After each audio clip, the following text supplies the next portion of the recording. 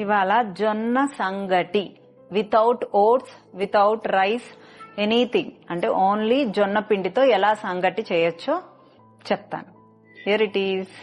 First జొన్న పిండిని ఒక బౌల్, మీరు ఒక బౌల్ కొలత తీసుకొని ఆ బౌల్ ని వాటర్ లో డైల్యూట్ చేసేసి, అంటే ఉండలు లేకుండా వాటర్ లో డైల్యూట్ చేసి పక్కన పెడితే అది ఒక 5-10 minutes కి థిక్గా అవుతుంది.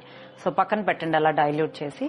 బాండి అంటే ఒక కడాయి లాంటిది పెట్టి దానిలో వాటర్ పోసి అవి మరుగుతున్నప్పుడు ఒక స్పూన్ సన్ఫ్లవర్ సీడ్స్, ఒక స్పూన్ పంకిన్ సీడ్స్, 2 స్పూన్లు నువ్వులు, ఒక చిటికెడు ఉప్పు, ఒక స్పూను నెయ్యి కానీ నూనె కానీ ఏదైనా వేసుకోవచ్చు. అలా వేసి వాటర్ మరుగుతున్నప్పుడు తిప్పుతూ ఈ డైల్యూట్ చేసుకున్న జొన్న పిండిని దాంట్లో వేసుకుంటూ కలుపుతూ అది థిక్గా అయ్యేదాకా పొయ్యి మీద ఉంచండి.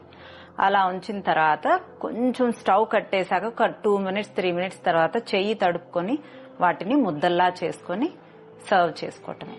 దాన్ని ఆకుకూర పప్పుతో తినచ్చు, ఎగ్ పులుసులో తినచ్చు, ఆకుకూర వేపుల్లో తినచ్చు, రాజ్మా కర్రీలో తినచ్చు, చెన్నా కర్రీలో తినచ్చు, ఫిష్ పులుసులో తినచ్చు, చికెన్ నేను చెప్పను బట్ చికెన్ పులుసులో కూడా తినచ్చు. సో ఈ విధంగా జొన్న సంగటి చేసుకోండి. ఇంకొకటి, త్వరలో వినీలాస్ కిచెన్ స్టార్ట్ అవబోతుంది. Keep waiting.